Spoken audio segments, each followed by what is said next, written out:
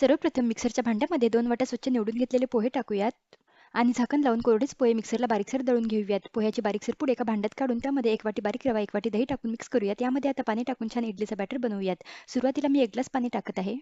इथे मी total 2 glass पाणी वापरलेलं आहे आणि छान इडलीचा बॅटर बनवून तयार आहे. यामध्ये आता चवीनुसार मीठ टाकून मिक्स करूयात व यावर झाकण ठेवून 10 मिनिटे बाजूला ठेवूयात. तोपर्यंत आपण या इडली पात्रातील प्लेटला तेलाने ग्रीस करूयात व एकीकडे गॅसवर इडली पात्रात मी ग्लासभर पाणी गरम करायला ठेवलेलं आहे.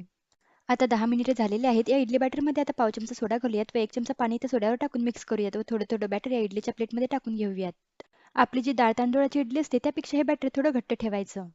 इथे मी इडलीच्या सर्व साच्यांमध्ये बॅटर भरून घेतलं आहे. कढईमध्ये पाणी पण गरम झालेलं आहे. आता हे इडलीचे साचे इडली पात्रात ठेवून त्यावर झाकण ठेवून मीडियम फ्लेमवर 10 ते 15 मिनिटे या इडल्या वाफवून घेऊयात. आता 15 मिनिटांनंतर पहा, इडल्या छान फुगलेल्या आहेत. छान सॉफ्ट इडल्या बनवून तयार आहेत. तुम्ही पण ही इन्स्टंट इडली जरूर बनवा. रेसिपी आवडल्यास व्हिडिओला लाईक आणि चॅनलला सबस्क्राईब नक्की करा.